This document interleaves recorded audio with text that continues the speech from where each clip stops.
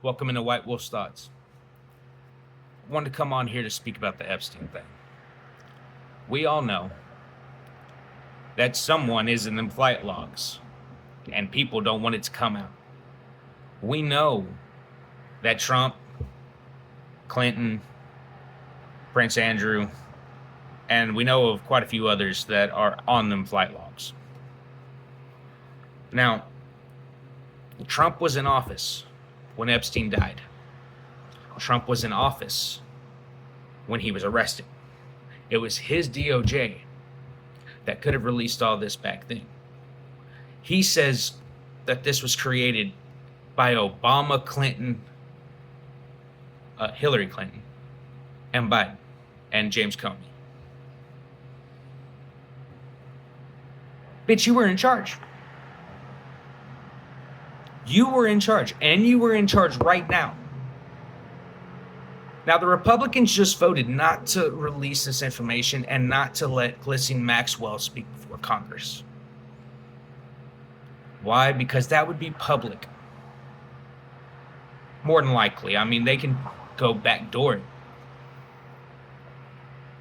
But we need to stand together, right and left, and expose these rich fucks who get off on diddling children. We have too many poor kids that end up in that situation. Why do you think we have so many missing children every year? Some of it has to do with cartel and organizations like that that traffic children. You're not wrong. But who's their clientele? See, that's what I believe we need to go after, is the clientele. You go after the clientele, they'll snitch on who they're getting it from. Plain and simple. My big question is this: why not release the files? Why not?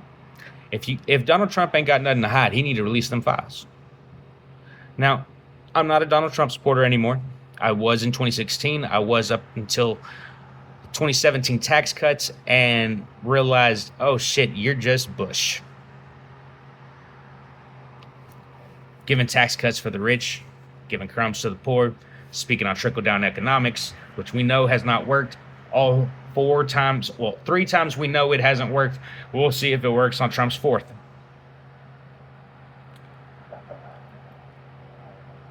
On the 4th time, which is Trump's 2nd. I just want everyone to understand that we are divided as a nation, and a divided house falls. I love this country. I do not want to see it fall. But right now, Donald Trump has gone around and screwed us on the world stage. He has stopped our soft power, which I don't know if y'all understand what government USA was doing. But that was what we did in order to get allies. And honestly, to keep them from speaking at certain world organizations, such as the ICJ. Another thing I want to speak on is Gaza. And Biden and Trump are two pieces of the same coin on this, because they all suck off Benjamin Netanyahu, who has been lying to us for years. They're trying to get us to use our money, our taxpayer money, for these wars. At the same time, the same people that are voting for us to go give money to Ukraine, which, by the way, I actually believe we should be doing, but that's only because I believe in keeping our word. 2, Ukraine gave up nukes for a promise that we would do that for them. So since we made this agreement, I actually understand it. Now, I believe we should end the war quickly and go assassinate Putin. I think that would be the smartest, most cost-effective thing to do. Shove your foot down his fucking throat till that regime is fallen, and see what rises. But I will state that there is the risk of nuclear war.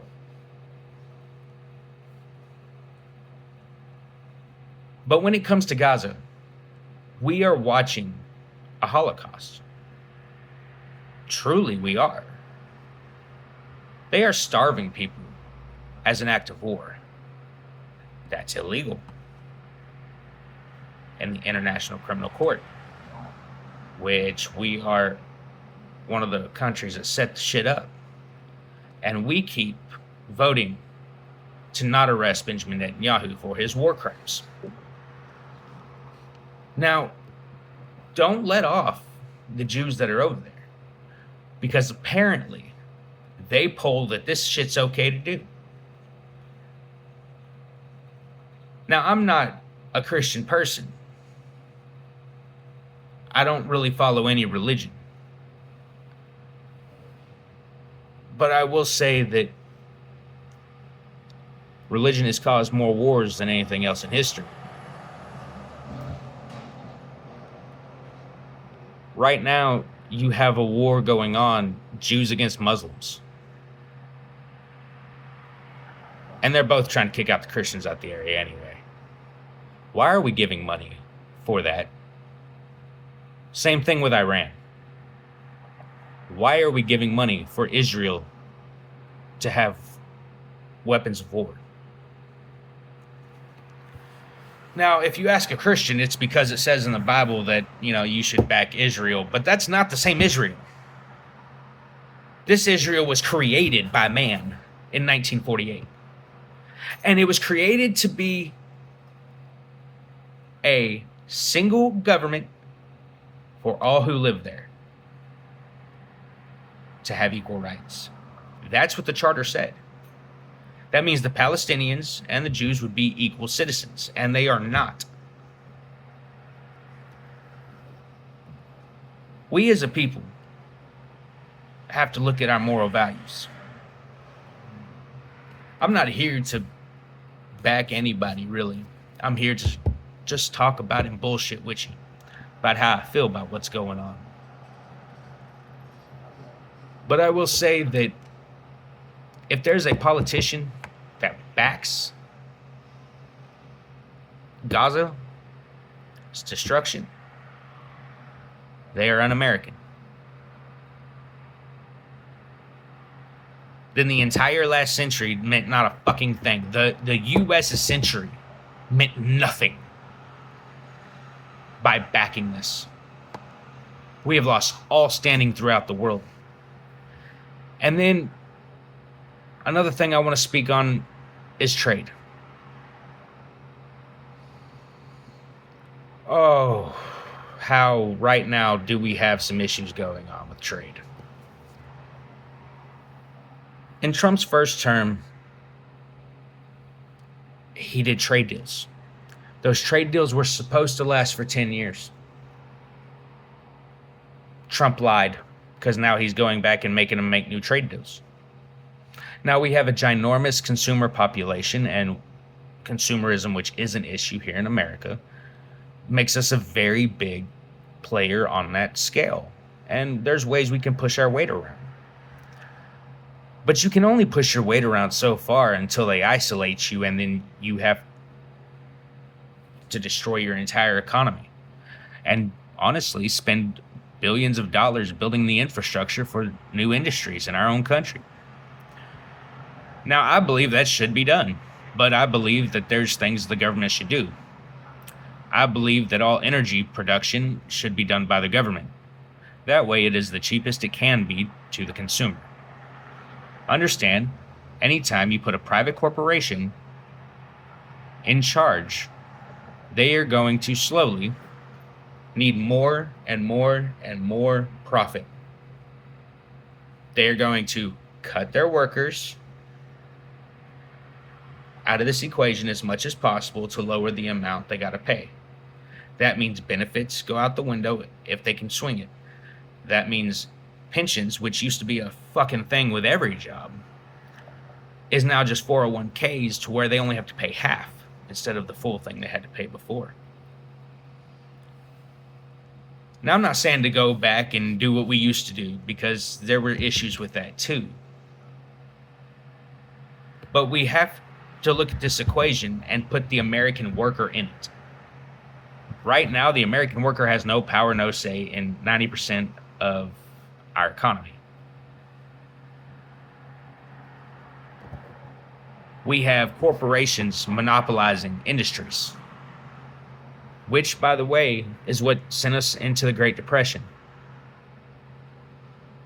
The Glass-Steagall Act, which Bill Clinton is the one that repealed. The Glass-Steagall Act. Here, let me read it for you. Just because I want to get it correct.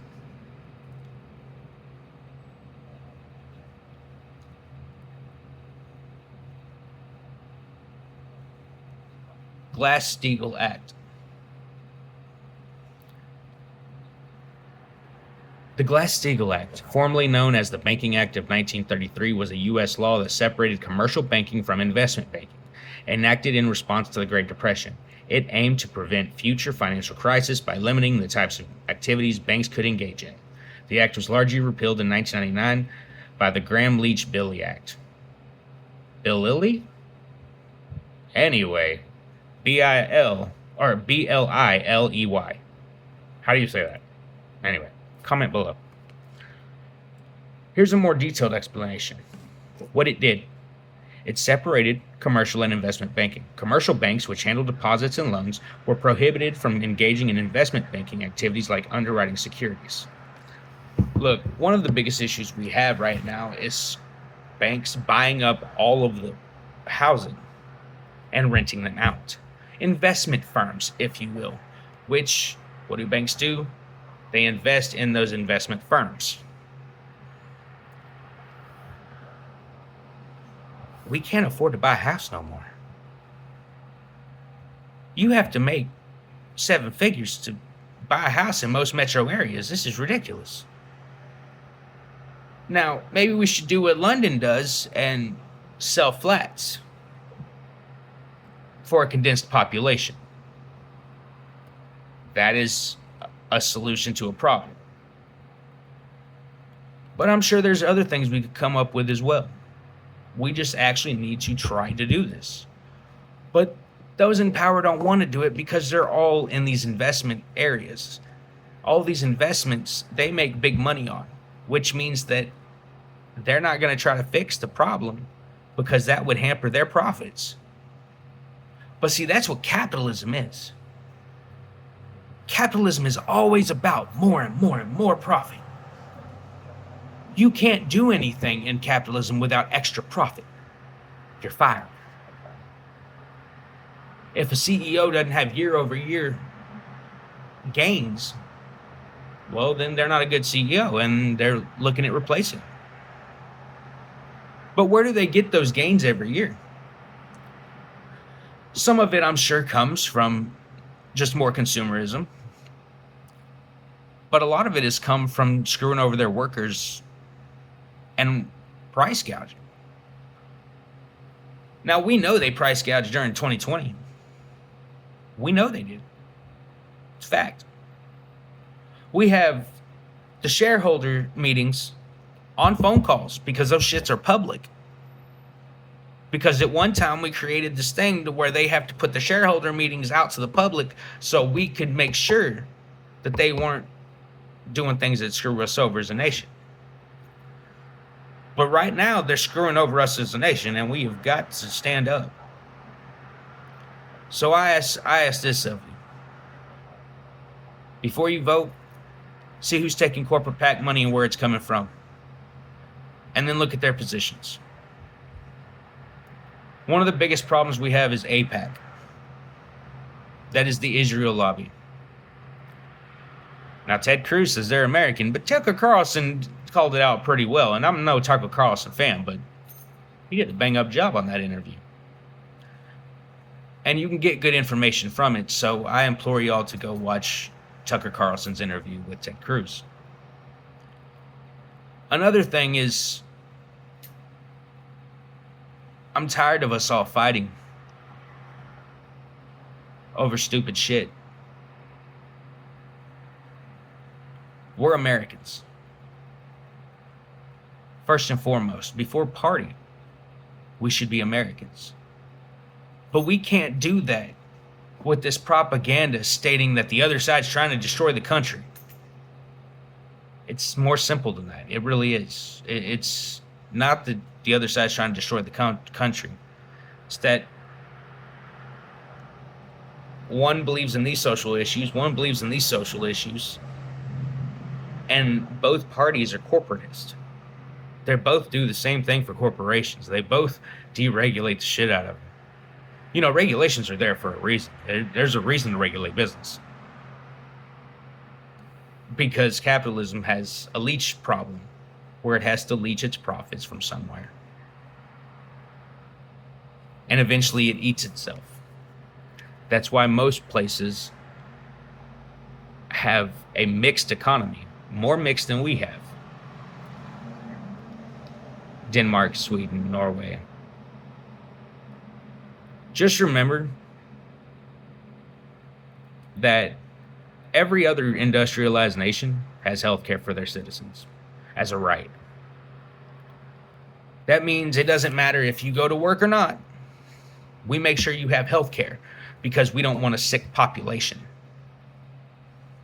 Because disease spreads, which makes healthcare more expensive across the board the more that disease spreads. So we want you to get healthcare. So I implore all y'all to fact check me. I implore all y'all to make your own decisions. But this has been White Wolf's Thoughts. Out.